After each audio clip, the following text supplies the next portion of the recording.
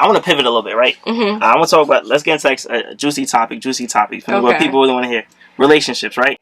Because I know as entrepreneurs, like relationships like are important. You feel me? Like the person that you're with, the person that you surround yourself with, is like it could make or break you. Like Absolutely. I've seen entrepreneurs get into bad relationships and they stop their business. They cut it short. Mm-hmm.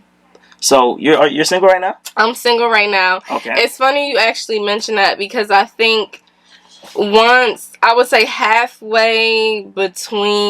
when I was halfway done with my renovating the garage space into a loft, I was like ending a relationship.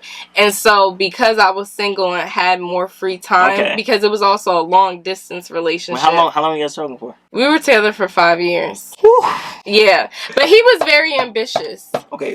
So it wasn't like he never like hindered my dreams, but because I didn't have to put, relationships to work, and that was long distance on top of that. Wait. I had a lot of free time. Okay, wait, question. Long distance, right? I give someone advice that's going through a long distance relationship right now. Because I have friends that are going through that, and they always like complaining and stuff. So what advice would you give someone that's going through like a long distance?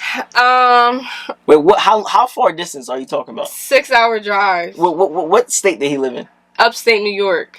Oh, that's right there. Oh, Upstate New York. I know. It's not right there, but I'm saying it's in New York though. But it's not right there. 6-hour drive? It ain't going to Manhattan 20 minutes away. All right, so 6 hours. All right, how often will you see him?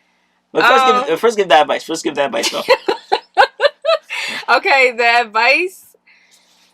I'm going to answer your first question first. Okay, go ahead. Your first question, yes, it did free up. I gave myself a lot of free time, so I did pour my free time into finishing up my loft space and trying to close on the 2-family that I purchased. I do agree with you. I think that you have to be equally yoked. And it doesn't necessarily mean that, okay, you and I both have to be into real estate, or I wouldn't even equally yoked in terms of just being supporting and understanding, because it doesn't take someone to be an entrepreneur just to respect and honor that if you are an entrepreneur, it's hustle, it's a different type of grind, it's different type of You think so?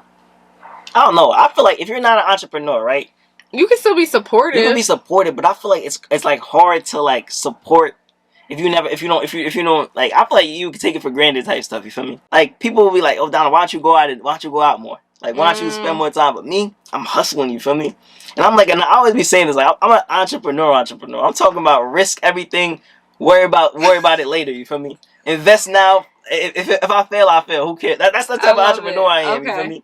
Like I have maxed out credit cards like right now. You feel me? I'm over here like until I reach my dream. I'm not paying them off. Wow. Okay. I'm gonna fix that later. We can talk about credit. You know? But I'm saying, I feel like a lot of people won't understand it. Cause imagine you have a girlfriend or you have a boyfriend, right? And you over here like, nah, man, I can't take you out to eat as much. I can't buy you this nice stuff that you want because I'm trying to buy a house. I'm trying to start my Amazon FBA business. I'm trying to buy some vending machines. So like we can't do that right now. I feel like some people won't understand it.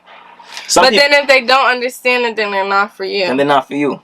Because I think, yes, you'll have a greater understanding, and maybe if making this up, if we were a couple, are like you, okay, I'm doing the real estate, you did the FBA, I'm asking you questions on that, I'm supporting your vending machine business. Yeah, it may be easier to feed off of one another, so that is a nice like partner to have, but I don't think it's impossible if your partner works 9 to 5 and you're an entrepreneur, because what if your partner is a brain surgeon or an engineer and is still bringing in racks? As long as you're making money. So let me ask you this. I'm about the money. You're about the okay. So can you talk to someone that's making less money than you?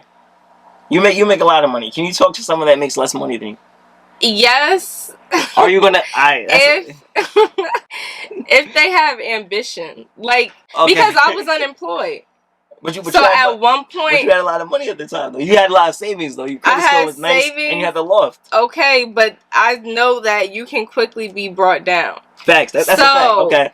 I set myself up to, yes, when I was down, and thank God I wasn't down for such a long period of time. It was only like 3-4 months.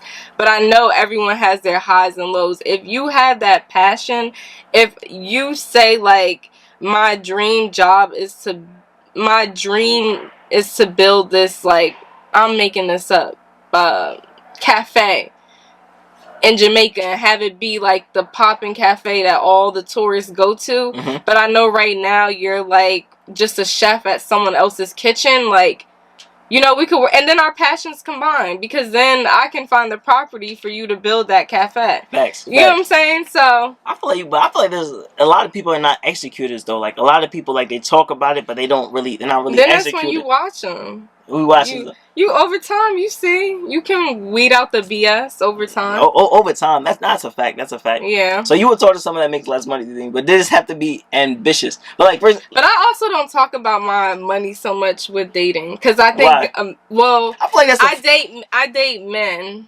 Okay. You know, I'm being like, okay. I feel you. I feel you. I like how you said that. Okay. Because I date men, I don't want to intimidate anybody. them. Yeah. But I feel like the first date. What do you? I want to ask, like, what do you bring to the table? That's the first thing. Like, I feel like we getting older. We're getting a lot older. So what is your ideal? What would be your ideal answer? Like, you would be like, wow, okay, I want to take them out on the second date. What they said to me? Yeah. Like, I want to hear, like, I'm ambitious. These are my goals. Because I mean, a lot of people, I'm going to be like, oh, I'm ambitious. These are my goals. This is where I want to be in the next 5 years. This is my, like, I want to hear, like, what your goals are, what your ambitions are. What do you want to do? If you tell me you want to be at this, the thing is, people always think I try to downplay, like, 9 to 5s, but, like, people that 9 to 5s, like, I like that. As long as you have a goal, like, in 5 years, I want to own, like, 5 apartment buildings. In 5 years, I want to own my own business. In 5 years, whatever you want to do. In 5 years, I want to be the executive at my company. That's all I want to hear. Right. I hear a lot of people like, I'm just going with emotions. I'm just living life. Whatever happens, happens. Like, that's, I promise you, like, that's all you hear in here. Yeah, I'm just going with the flow with it. Whatever happens, happens. You feel me? When the rich man comes, you feel me? Like, that's all I see. So I want to hear, like, someone that has, like, ambition and goal and drive. You feel me? I would agree. And you know me, I'm asking what's your credit score. You feel me? I'm asking what's your... I'm joking. No, but that's actually funny you said that, because someone that I'm, like, dating right now, I had said what my credit score was. And what did he say? And they were like, oh, that's good. And they were shocked that I had a good credit score. I'm like, don't play me.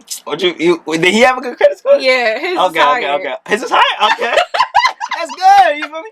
But I'm telling you, I feel like not enough people ask those questions, and then later on, when they realize, like, dang, like, because mind you, imagine I'm waking up mad early, because mind you, I barely sleep right now, you feel me? I don't sleep.